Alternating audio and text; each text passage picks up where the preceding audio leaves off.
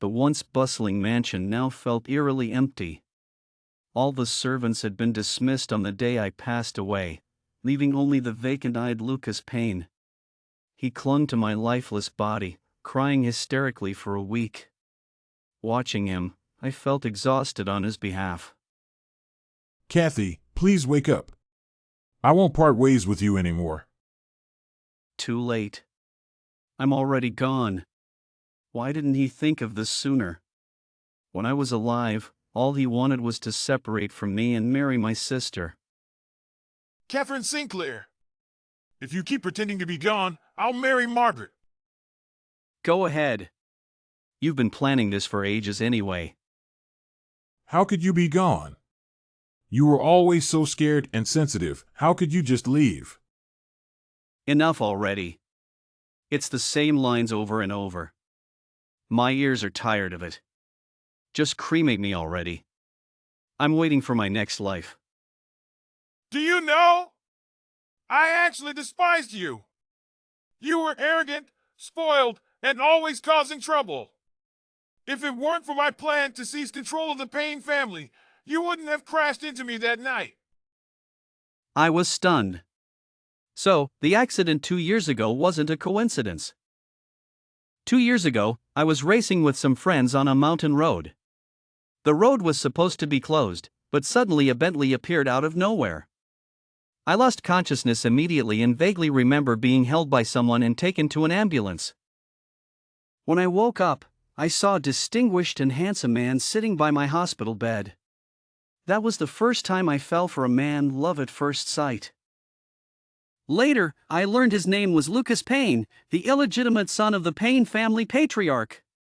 After I was discharged, Lucas and I naturally got together. He took me to various shows and parties, and I always had a share of the limited and rare items. He would accompany me to pottery towns to make our own ceramic pieces. Even though mine were ugly, he always kept them by his bedside.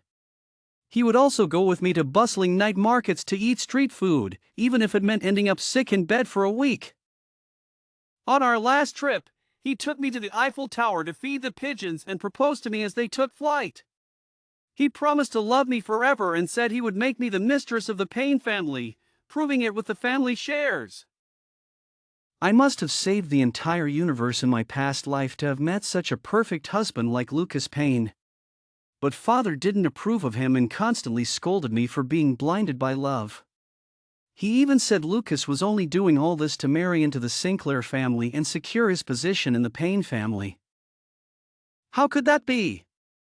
Lucas loved me too much to use me. I was completely immersed in happiness and couldn't hear Father's warnings. So what if I was blinded by love? As long as I could marry him, I would do anything to help him achieve his goals. Not long after our marriage, with my father's help, he successfully ousted his half-brother, a good-for-nothing, from the family board. Do you know how hard it is for an illegitimate son to rise in the Payne family? No matter how hard I work or how excellent I am, in their eyes, I will never measure up to that useless brother. Just because I'm an illegitimate son. I hate everyone in the Payne family. But to take over the family, I needed your father Vincent Sinclair's help. So, even though I despised you, I had to pretend to love you and endure you every day. If the Sinclair family had more than one daughter, I would never have chosen you. In the grand hall of the Payne mansion, Lucas Payne and Olivia Sinclair stood facing each other, the tension between them palpable. Do you know how hard it is for an illegitimate son to rise in the Payne family? No matter how hard I work or how excellent I am, in their eyes, I will never measure up to that useless brother. Just because I'm an illegitimate son. I hate everyone in the Payne family. But to take over the family, I needed your father Vincent Sinclair's help. So, even though I despised you, I had to pretend to love you and endure you every day. If the Sinclair family had more than one daughter, I would never have chosen you. So that's how it was. At that time, the Sinclair family indeed only had one daughter. If Margaret Maggie Sinclair hadn't gone missing as a child, it wouldn't have been me who collided with him on the mountain, who spent romantic evenings and made vows with him. Without Maggie, Olivia was Lucas Payne's most cherished wife, cared for in every possible way, with all her wishes granted. Even when she accidentally broke a keepsake left by his mother, he just held her and comforted her softly. It's okay, it's just an object. As long as you're not hurt, it's fine. Without Maggie, Olivia was the apple of her parents' eyes, never having suffered the slightest grievance. Even if she caused trouble constantly, acting spoiled and willful, in their eyes, she was still pure, innocent, and straightforwardly beautiful. But everything changed when Maggie returned. The room was filled with tension as Lucas Payne stared coldly at Catherine. Do you understand how difficult it is for an outsider like me to rise in the Payne family? I can imagine, but why does it have to be this way? No matter how hard I work or how excellent I am, in their eyes, I will never measure up to that useless brother of mine. Just because of my birth status. Lucas, I despised everyone in the Payne family. But to take over the family, I needed your father Vincent Sinclair's help. He looked at her with a mixture of disdain and pity. So, even though I couldn't stand you, I had to pretend to love you and endure you every day. If the Sinclair family had more than one daughter, I would never have chosen you. Catherine felt a pang in her heart, but she didn't dare to speak further. From that day on, Cathy no longer focused on Lucas Payne. She frequented various banquets and nightclubs, trying to numb herself in the bright lights and vibrant colors. It was at one such charity banquet that she met Samuel Sam Brooks, a poet exuding a gentle and noble aura, much like Lucas when they first met. Sam, your poetry is amazing. I just had to buy your limited edition collection. I'm glad you like it, Cathy. It's always wonderful to meet someone who appreciates poetry. They quickly became friends, and Sam's insightful and romantic nature often brought a smile to Cathy's face. Everyone can only accompany you for a part of your journey. No one can be with you for a lifetime. I know. I just hope he can stay with me a little longer. He said he loved me. Cathy leaned drunkenly against Sam, the wine tasting bitter in her mouth. If he doesn't love you now, why torture yourself for someone who doesn't care? Cathy understood the logic, but letting go felt like letting Lucas and her sister have their way. She was in pain, so why should they be happy? Perhaps even the heavens thought she was wronged and sent Sam to compensate her. He was like a mind reader, always anticipating the surprises she wanted. The days spent with him indeed made her think of Lucas Payne much less. Catherine stood in the grand hall of the Payne family mansion, her face a mask of anger. Do you know how hard it is for an illegitimate son to rise in the Payne family? No matter how hard I work or how excellent I am, in their eyes, I will never measure up to that useless brother. Just because I'm an illegitimate son. I hate everyone in the Payne family. But to take over the family, I needed your father Vincent Sinclair's help. So, even though I despised you, I had to pretend to love you and endure you every day. If the Sinclair family had more than one daughter, I would never have chosen you. In a dimly lit room, the tension between Lucas Payne and Cathy Sinclair was palpable. Lucas's frustration boiled over as he confronted Cathy, his voice dripping with disdain. Do you know how hard it is for an illegitimate son to rise in the Payne family?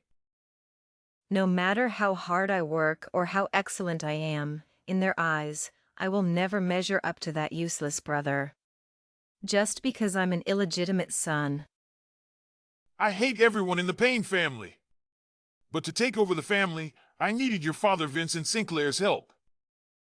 Lucas's eyes narrowed as he continued, his words cutting deep.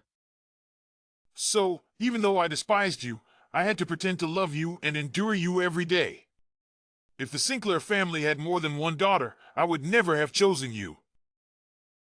The tension in the air was palpable as the conversation began.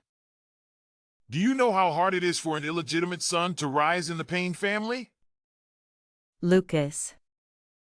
No matter how hard I work or how excellent I am in their eyes, I will never measure up to that useless brother. Just because I'm an illegitimate son. Lucas's face twisted with bitterness. I hate everyone in the Payne family. But to take over the family, I needed your father Vincent Sinclair's help. So, all this time. Yes, Cathy, even though I despised you, I had to pretend to love you and endure you every day. If the Sinclair family had more than one daughter, I would never have chosen you. Cathy lay on the floor, her breath fading. She had expected that her body would be discovered only when Lucas and her sister came to flaunt their marriage. But fate had other plans. Just as Cathy took her last breath, Lucas burst into the villa, his face a mask of grief. He cradled her lifeless body, tears streaming down his face. Cathy! Wake up! You can't sleep! Cathy, I was wrong. Open your eyes and look at me. Cathy, now a specter, squatted in front of Lucas, unable to comprehend his sudden sorrow. If only you had treated me this well when I was alive. She reached out to wipe away his tears, but her fingers passed through his body. Maggie, in her wedding dress, entered, her face pale with horror. Lucas, Cathy is all ready. Shut up! Cathy can't be gone! She was so afraid of Payne. How could she be gone? Maggie looked utterly defeated and shocked. It was the first time Cathy had seen such a complex expression on her sister's face. In the pool of blood, Lucas found the test report in Cathy's hand. It was stained with her blood and that of their unborn child. Our child. Lucas trembled all over, holding Cathy tightly, as if he was about to break down at any moment. Cathy, I was wrong. Please wake up. As long as you wake up, I'll give you anything you want. Please, wake up. Lucas's crazed state frightened everyone. Maggie tried to console him. Lucas, you need to mourn. Take care of Cathy's funeral first. We can postpone our wedding. I will never marry again. What did you say? I said, I will never marry again. In this life, Cathy is my only wife. I will have the engagement annulled. After saying that, he ignored everyone else and carefully wiped the blood off Cathy's face. At first, I was delighted. Even if I were gone, at least I knew he loved me. But gradually, fear crept into my heart. Lucas Payne abandoned all social interactions and cut off contact with everyone. With the map Samuel Brooks gave him, he checked off places one by one. The map marked all the places I had been, the food I had eaten, even the roads I had walked. As the map neared completion, Lucas Payne grew more excited. I kept begging him to let me go and live his own life. I had already forgiven him. But he couldn't hear any of it. On Christmas of the second winter, Lucas Payne took me to the base of the Eiffel Tower. Cathy, do you remember this place? How could I forget?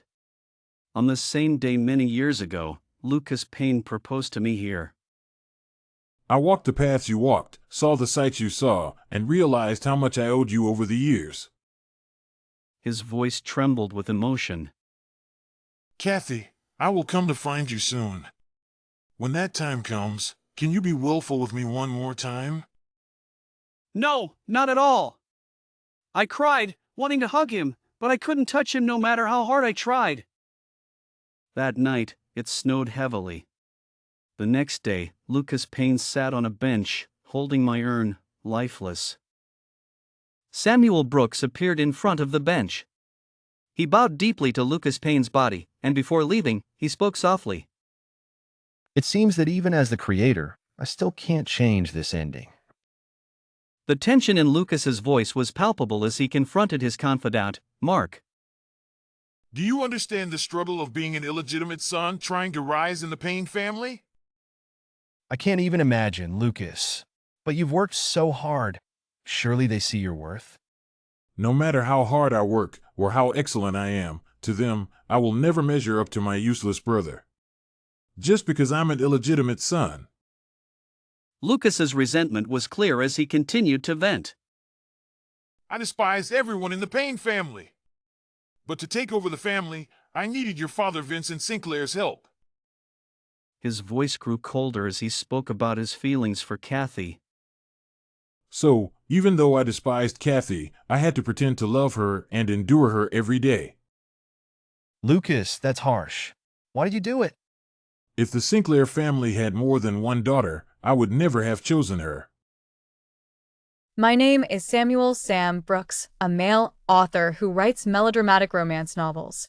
I fell in love with the villainess in my own book. Here's how it happened. That night, after finishing the ending of my novel, The Rebirth of the Heiress, I went straight to sleep. But for some reason, when I woke up, I had become the sycophant of the villainess in my book.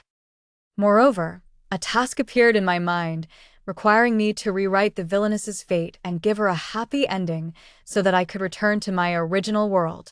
Then I remembered there was always a reader who pitied the villainess, Cathy Sinclair. She said Cathy was robbed of her inheritance, her parents, and her husband, and asked what was wrong with her going mad and wanting to harm the heroine. If I couldn't give Cathy a perfect ending, she cursed me to become the villainess's sycophant. So, because of the ending I wrote before sleep, I found myself at a charity banquet. Before I could figure out the situation, I was captivated by Cathy at the banquet. It was my first time seeing a character for my book, and it was quite novel. How should I put it? Cathy was cuter than I imagined, but her eyes always carried a sense of loneliness, a brokenness that made one's heart ache. To return to my original world, I planned to make Cathy give up on Lucas Payne. As long as she didn't like Lucas anymore and divorced him, she wouldn't end up in a tragic situation. I transformed into a life coach, counseling Cathy to let go, while brainwashing Maggie to fall in love with Lucas and constantly reminding Lucas to get a divorce. Juggling all three sides nearly exhausted me. Fortunately, Maggie had the protagonist's halo, charming Lucas to the point of distraction, and everything was under my control. Finally, after Cathy struggled multiple times to no avail, she began to learn to let go and focus on herself. I felt like I was seeing the light at the end of the tunnel. I accompanied Cathy on trips, did charity work, and made her happy with even more enthusiasm. Gradually, I discovered that Cathy was not as arrogant and unreasonable as I had written. She was very simple-minded, believing whatever I said. She never put on airs. Even when dirty orphans hugged her, she didn't mind at all. She liked taking photos for the elderly in nursing homes and telling stories to children in orphanages, although her stories often ended abruptly, making even the kids laugh at her. But she didn't mind and would laugh along with them. During that period, she no longer mentioned Lucas Payne, and it seemed she could accept a divorce at any moment. I became even more eager for their divorce, more eager to see her smiling carefree by my side. But then the heroine got pregnant, and Cathy, who had maintained her composure for 2 months, instantly collapsed. I found Maggie first, telling her to leave the villa and find Lucas to prevent Cathy from losing control and harming her. But I didn't expect Cathy to get into a car accident on her way there. This wasn't in the original plot. In fact, ever since Cathy started traveling, the plot had been out of control. What drove me even crazier was that Cathy was also expecting a child with Lucas. It was a mess, even more melodramatic than what I had written. Until Cathy, in a panic, called me to book a flight abroad, I was dumbfounded. I even imagined Lucas wanting to terminate her pregnancy to get a divorce. I regretted it, wishing I had been transported to before they met, wishing they had never met at all. But in the end, I still couldn't change Cathy's tragic fate. The only thing I could do was crash the wedding and wake up the oblivious Lucas Payne. But so what? Cathy still died. I watched Lucas, devastated, carrying Cathy's ashes across the country until he froze to death on a bench under the Eiffel Tower. My feelings were complicated. Though Cathy died, this ending could be seen as a form of poetic justice. But I hadn't completed my task. Was I going to be stuck in my own novel forever? Suddenly, a piercing ringtone sounded, and I opened my eyes. It was just a dream. Instinctively, I looked at the glowing computer screen. The novel's ending was stuck on the sentence. The next day, Lucas Payne sat on the bench, holding my urn, no longer breathing.